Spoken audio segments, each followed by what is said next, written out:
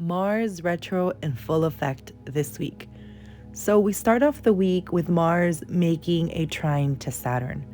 But throughout the progression of the week, we do have Mars making some tough aspects to other planets.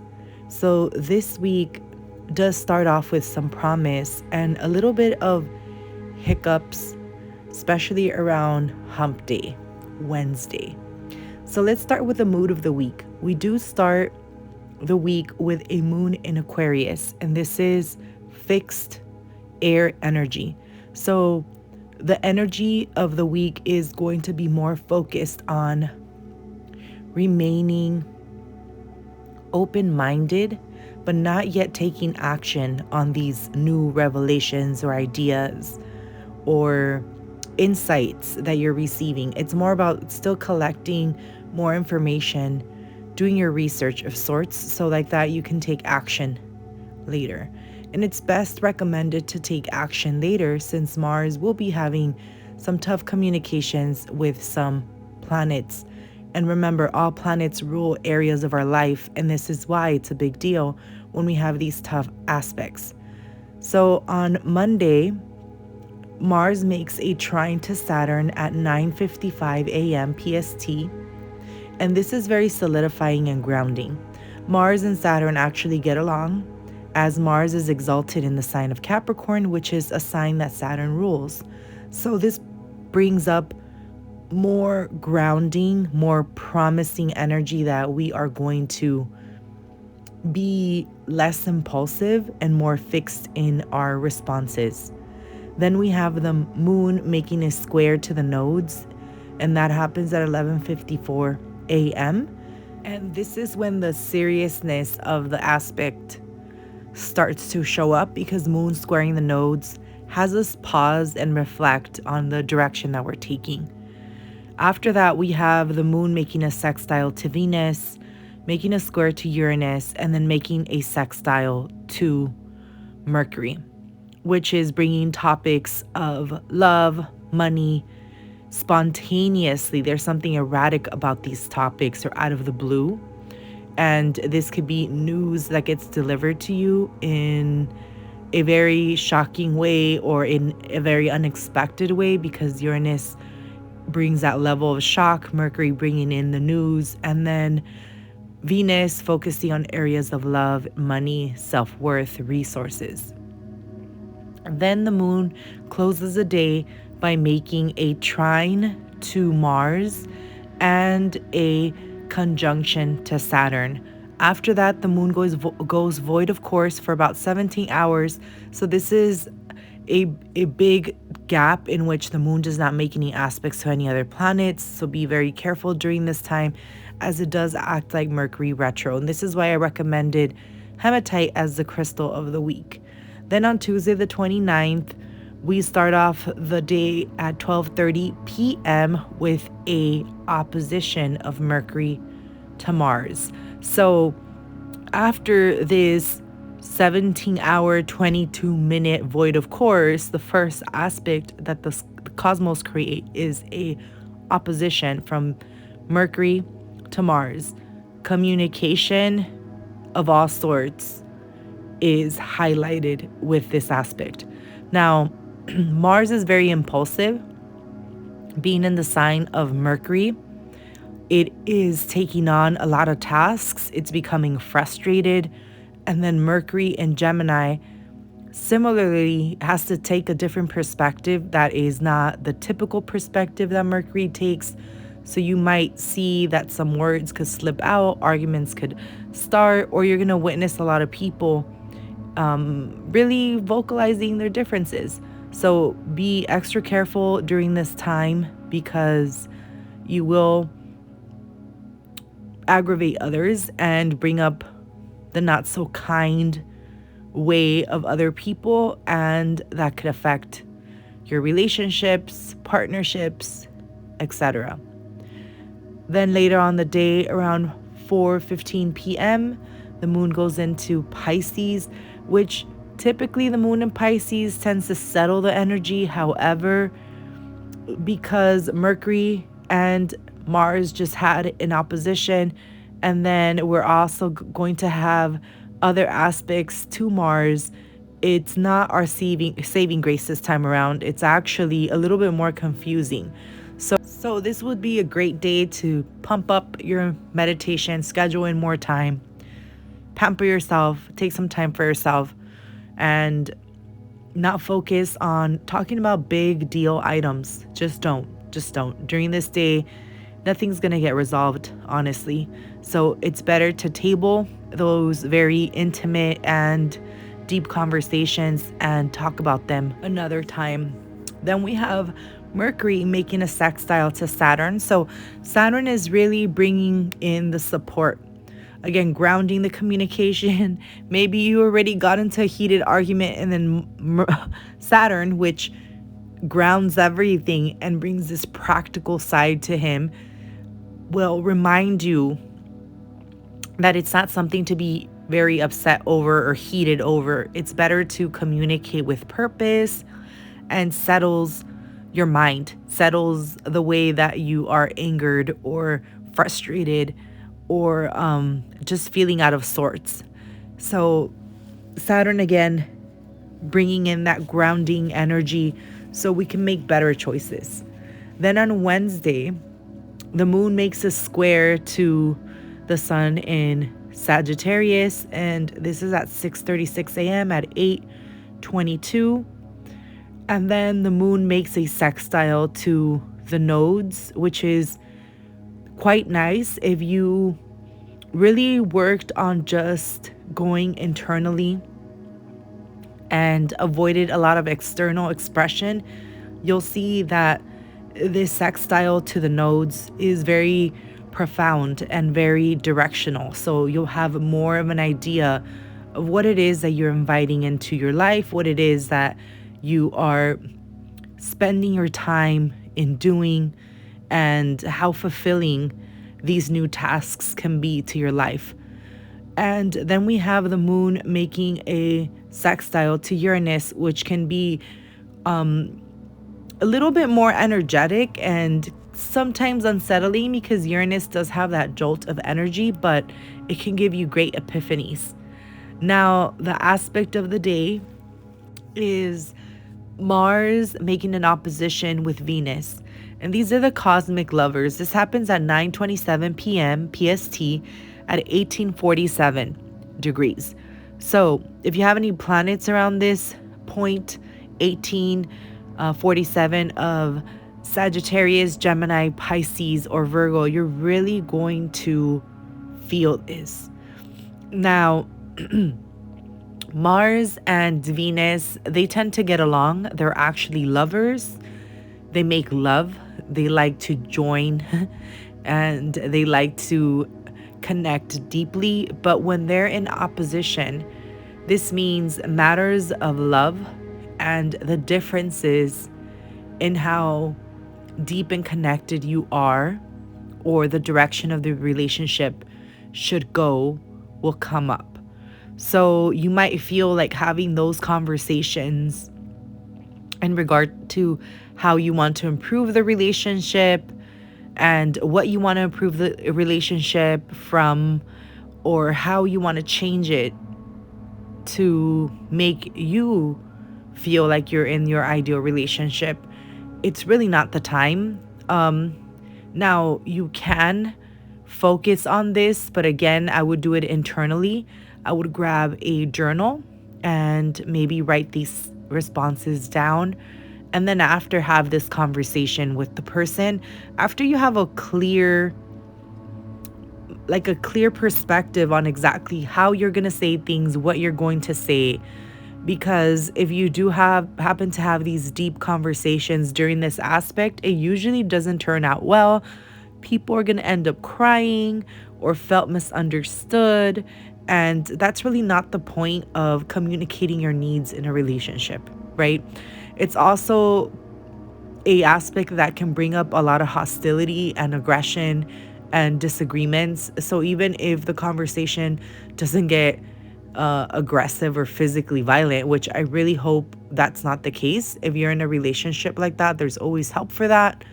And you can always seek assistance. But what I mean is, in relationships, sometimes people argue and others get louder than some, and someone gets hurt. So this opposition usually brings that side where someone will overpower the conversation. And this definitely isn't productive for anyone, right? So it's best to reflect, internalize. Maybe you get a good cry when you're writing these things down. So when you are able to have this conversation, you kind of let out some of those emotions on paper first, and you have a clear way of communicating your needs. So for December 1st, we have the moon making a square to Mars. Yeah, it's all about Mars this week. You can see Mars making a lot of aspects. That happens at 12:41 a.m. PST.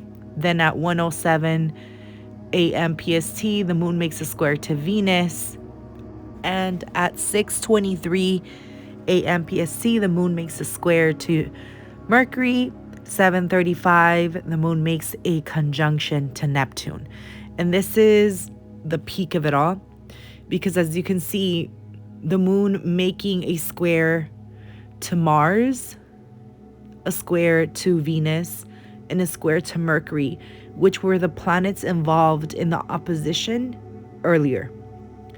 And that intensifies this aspect, intensifies the opposition of Mars to Mercury and Venus. And this is why I'm recommending do not have those heartfelt conversations during this week. Some of you may, and maybe this is what you needed, but it's not going to be the best week to do so because of the emotions running so high and the defensiveness that Mars brings in. When Mars is defensive, we cannot think clearly. We're defending our position, and we're not taking the other person's perspective. And we're also not willing to harmonize and balance, which is the energy of Venus. So matters of Venus become very bombarded during this time. So be extremely careful. Venus rules your self-esteem, your self-worth, your values, your money, the way that you love, what you value and love, the way you want to be loved, and the way you love others. So as you can see, those are all the beautiful things of life. So we do want to be extremely cautious on what is it that we're doing this week, because we don't want to aggravate that. And then we do end with that moon making a conjunction to Neptune, which is a little bit hazy. It becomes very beautiful in regard to appreciating unconditional love and the arts and music. It becomes quite intoxifying, but it's also very confusing. So be extremely careful with this aspect because you might not see very clearly. Later on that day, the moon goes into Aries, and now we're in fire cardinal water, which I really do think is best for this energy because we quickly get away from those squares and at least are able to move forward. So I think that is a beautiful aspect. Before then, we did have Mercury making a square to Neptune. So again, one of the players with that opposition to Mars. And then we have Venus making a sextile to Saturn. So this is right before the moon went into Aries. Then on Friday, we pretty much have almost no aspects other than two. So things start to settle down. And this is a moon in Aries making a trine to the sun in Sagittarius, which is quite positive. This happens at 10 degrees 47 at 4:09 p.m. PST. Then the moon makes a conjunction to Chiron. So there's some healing, but this is more positive. This could be that after you contemplated what it was that you needed to talk about, or what you needed to resolve or deal with, or what chapter in your life needed a closure, this is the time where you're ready to receive. And Maybe it was something you were just making a big deal of, and it's not such a big deal, and you can learn to modify your perspective around things. I really do think that when it comes to relationships, because most people are going to have very different upbringings and backgrounds, it's all about harmonizing. And just because someone doesn't put their dirty socks in the hamper right away after getting home from a hard day's work, that's not a deal breaker. However, this other person should consider the fact that you run a tidy household.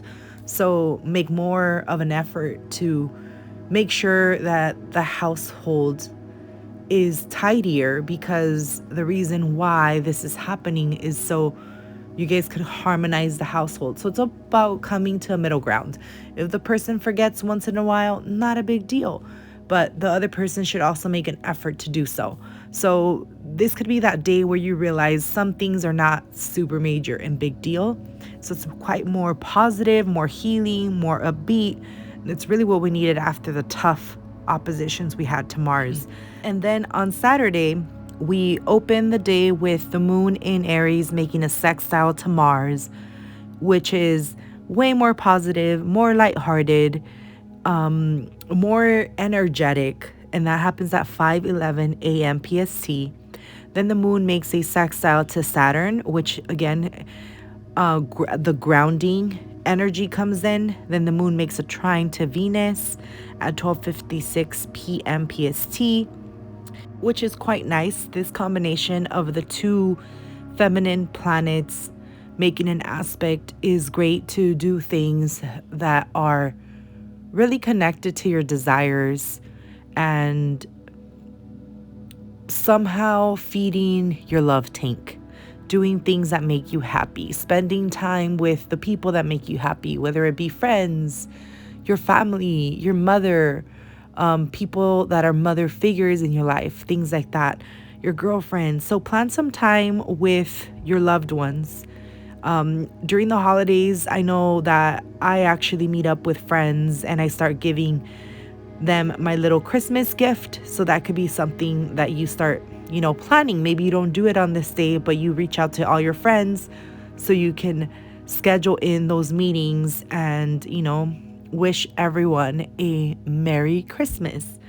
And then later on that day, we have Neptune stationing direct. Now, Neptune was active, forming some squares and conjunctions, a conjunction to the moon, square to Venus and Mercury. So this day is going to feel like a little bit of a Mercury retro. So I'll start from Friday all the way to like Sunday. Make sure you're double checking, triple checking everything you're doing, because mistakes will happen. The energy is going to be shifting. So you're going to feel a little bit off, wanting to rest a little more. And be careful with your health, because Neptune usually rules infections. Last week, in my Astro Vibe tribe, I talked about how there were some aspects for health, and one of my children got sick, and then I ended up catching the cold. I did test and we were fine, but I do have the cold, which I haven't had the cold in I don't know how long. So be extremely careful. This is the weather where all those diseases thrive. So you just want to make sure you're being cautious and taking that precaution. There's also a trine to Mercury from the moon that day, which again is bringing up that same conversation that we started with a square on the 28th. Now it's moving forward. It's much more positive. You're able to really speak from your emotional mind through your logical mind. So speaking things that are really engraved in your subconscious, you're able to bring it out to consciousness and really express them. But because you did the work throughout the week and you're finding of ways in how to deliver your message, how to deliver your wants and needs in a more harmonious and balanced way, it's much more positive during this time. And then on Sunday, we have the moon going into Taurus, which is fixed earth. and we're starting the whole week again. So the crystal of the week is hematite. This is a stone of protection. It's a grounding stone. It's great for earthing. It's great for pushing out excess energy to the earth. So since it's not really friendly to ground barefooted right now, especially if you live in cold weather, it's cold right now where I live. So you can use hematite to ground yourself. I've actually been wearing a hematite bracelet, and so have my children, so we can balance our nervous system, calm the mind. It's great for focusing and having clear communication. So, because of the energy of Neptune going stationary direct and ending its retrograde, we do want to make sure that we're grounding our communication and we're calming our nervous system so we can see things more clearly. It's also connected to the root chakra, so it's great for meditation and for pushing out excess energy to Earth Gaia and cleansing that way. So I hope you enjoy this week, and I hope that you had a great week with your loved ones. If you like this podcast or YouTube, don't forget to subscribe, hit that notification bell, and comment below. I reply to all my comments. Thank you for being here, and I'll catch you later. And don't forget, always ask what's in your stars.